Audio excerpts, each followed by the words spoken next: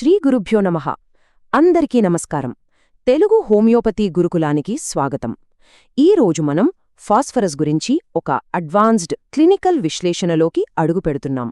ఇది కేవలం మందును పరిచయం చేసే సెషన్ కాదు సుమా, ప్రాక్టికల్గా మందును ఎలా డిసైడ్ చేయాలి అనే దానిపై లోతైన విశ్లేషణ.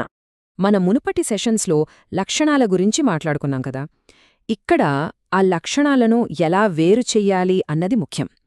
క్లినికల్ ఫ్రేమ్వర్క్, డిఫరెన్షియల్ డయాగ్నోసిస్, కొన్ని ప్రాక్టికల్ కేసులు, రెమెడీ రిలేషన్స్ మరియు మనం చేసే సాధారణ తప్పులు ఇవన్నీ కవర్ చేస్తూ ఈనాటి విశ్లేషణ సాగుతుంది. చూడండి, మన ముందొక పేషెంట్ వచ్చినప్పుడు మందును ఎలా డిసైడ్ చేస్తాం? ముందుగా లక్షణాలను పోలుస్తాం, తర్వాత వాటి మధ్య భేదాన్ని గుర్తిస్తాం. అప్పుడే ఫైనల్గా ఒక మందును నిర్ణయించి ప్రిస్క్రైబ్ చేస్తాం. చివరిగా ఆ మందు ఎలా పనిచేస్తుందో గమనిస్తాం. ఇది మన అడ్వాన్స్డ్ క్లినికల్ డెసిజన్ ఫనల్.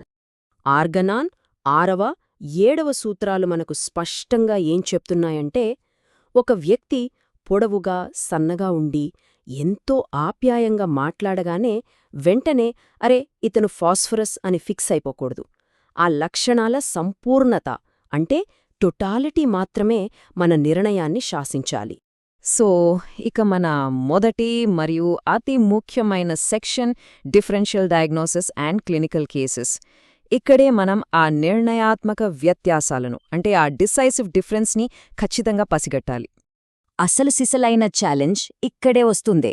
మన 4వ కేసు చూద్దాం. ఒక చిన్నారి భలే ఆప్యాయంగా ఉన్నాడు, ఎప్పుడు తోడు కావాలంటాడు. మరిది ఫాస్ఫరసా లేక పల్సటిల్లానా? ఇద్దరికీ కంపెనీ కావాలి. కానీ పల్సటిల్లా వాళ్ల దాహం, వేడి చలి పడే విధానం, వాళ్లలో ఉండే ఆ చేంజబిలిటీ ఇవన్నీ ఫాస్ఫరస్ ఫిజికల్ జనరల్స్కి పూర్తి భిన్నంగా ఉంటాయి. ఇప్పుడు చెప్పండి, ఆప్యాయంగా పలకరించే ప్రతి చిన్నారి ఫాస్ఫరసేనా? No way! అలా వాళ్ల సోషియబిలిటీ చూసి మందు ఇస్తే మనం ఒకే మోసలో పడిపోయినట్టే. ఆ లక్షణం వెనుకున్న అసలు తత్వాన్ని మనం లోతుగా పరిశీలించాలి.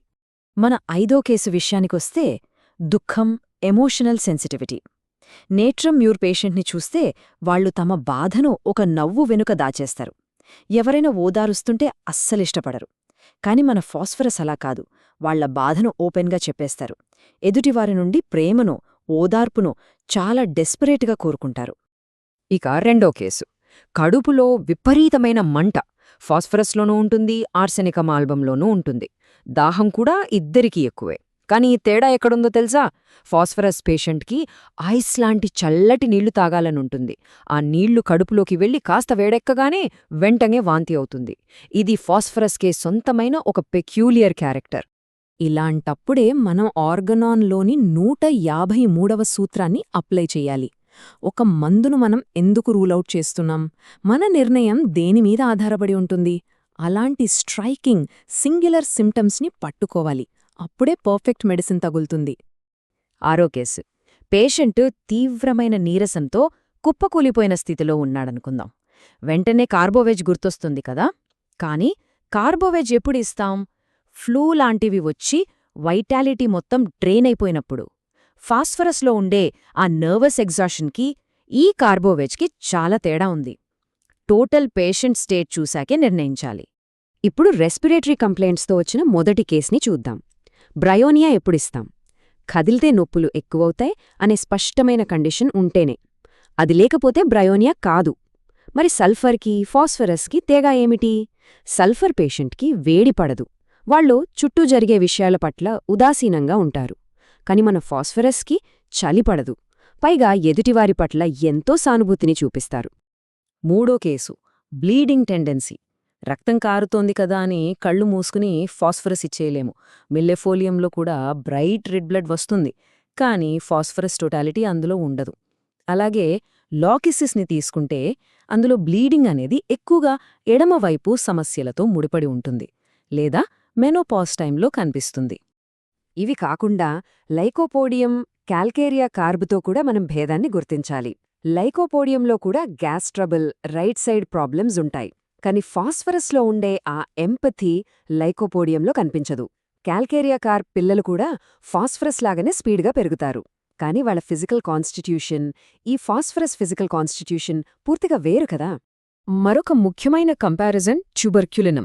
నిజానికి ఫాస్ఫరస్కి ఇది అద్భుతమైన కాంప్లిమెంటరీ. అయితే డిజీజ్ డెప్త్ అంటే ఆ పాథాలజీ ఎంత లోతుగా ఉందనేది మనం ఖచ్చితంగా చూడాలి. క్షయవ్యాధి బాగా అడ్వాన్స్ అయిన స్టేజ్లో ఉన్నప్పుడు ఫాస్ఫరస్ని హై పొటెన్సీలో వాడటం చాలా ప్రమాదకరం. ఇక సెక్షన్ 2 రెమెడీ సంబంధాలు, పొటెన్సీ మరియు ఫాలోఅప్. మందును సెలెక్ట్ చేయడం ఒక ఎత్తైతే దాని అడ్వాన్స్డ్ క్లినికల్ మేనేజ్మెంట్ ద్వారా ఎలా హ్యాండిల్ చేయాలి అనేది మరో ఎత్తు. రెమెడీ రిలేషన్షిప్స్ మనకు బాగా తెలిసి ఉండాలి. కాస్టికం అనేది ఫాస్ఫరస్కి పూర్తిగా ఇన్కంపాటబుల్, అంటే విరుద్ధమైన మందు. ఆ రెండూ కలిపితే కేస్ మొత్తం గందరగోళమైపోతుంది. అదే ఫాస్ఫరస్ ఓవర్ ఎఫెక్ట్ చూపిస్తే దాన్ని కట్ చేయడానికి నక్స్వామిక బెస్ట్ యాంటీడోట్. ఆర్సెనికం, ఏలియం సెప మనకు మంచి కాంప్లిమెంటరీస్గా పనిచేస్తాయి. మరి పొటెన్సీ ఎలా డిసైడ్ చేయాలి? ఆర్గనోన్లోని 2 నుంచి 5వ సూత్రాలేం చెప్తున్నాయంటే పొటెన్సీకి యూనివర్సల్ రూల్స్ అంటూ ఏమీ లేవు. అది పూర్తిగా మీ క్లినికల్ జడ్జ్మెంట్, ఆ పేషెంట్ తాలూకు ససెప్టబిలిటీ, ఆ వ్యాధి యొక్క పాథాలజీ ఎంతుందనే దానిపైన ఆధారపడుంటుంది. ఫాలోఅప్ విషయానికొస్తే 245 నుంచి 248 ఆర్గనాన్ సూత్రాలను ఎప్పుడూ గుర్తుంచుకోండి. ఫాస్ఫరస్ చాలా deep acting remedy. Border line కేసులో దీన్ని పదే పదే రిపీట్ చేయకూడదు. సింగిల్ డోస్ ఇచ్చి ఎంతో ఓపికగా ఆ రియాక్షన్ని అబ్జర్వ్ చేయాలి. మందు మార్చే ముందు కేసును మళ్లీ పూర్తిగా రీఅసెస్ చేసుకోవాలి. నెక్స్ట్ సెక్షన్ 3 సాధారణ తప్పులు మరియు క్లినికల్ జాగ్రత్తలు. అంటే ఈ ఫాస్ఫరస్ వాడేటప్పుడు మనం ఏం చేయకూడదు అనేది ఒకసారి చూద్దాం. ఈ పవర్ఫుల్ మందు వాడేటప్పుడు ఎక్కడ ఆగాలో కూడా మనకు తెలియాలి. కేవలం పేషెంట్ సన్నగా, పొడవుగా ఉన్నారని, లేక చల్లటి నీల దాహముందని, విపరీతమైన భయముందని, లేదా ఏదో ఒక్క ఆర్గన్కే పరిమితమైన సమస్యను చూసి ఫాస్ఫరస్ ఇచ్చేకూడదు. ఇలా టోటాలిటీ చూడకుండా ఏ సింగిల్ కీనోట్ పట్టుకునో మందిస్తే అది క్లినికల్గా అతి పెద్ద బ్లెండర్ అవుతుంది. ఖచ్చితంగా ఇలా చేయకండి. ఫైనలీ సెక్షన్ 4 మన Gurukulam gold box and clinical pearls. ఈ సెషన్లోని బెస్ట్ టేక్అవేస్ని మన మైండ్లో లాక్ చేసుకునే టైం ఇది. మన మెమరీ యాంకర్ని ఎప్పుడూ గుర్తుపెట్టుకోండి. ఫాస్ఫరస్ అనేది క్లినికల్ జడ్జ్మెంట్కి దారి చూపే ఒక ప్రకాశవంతమైన జ్వాల లాంటిది.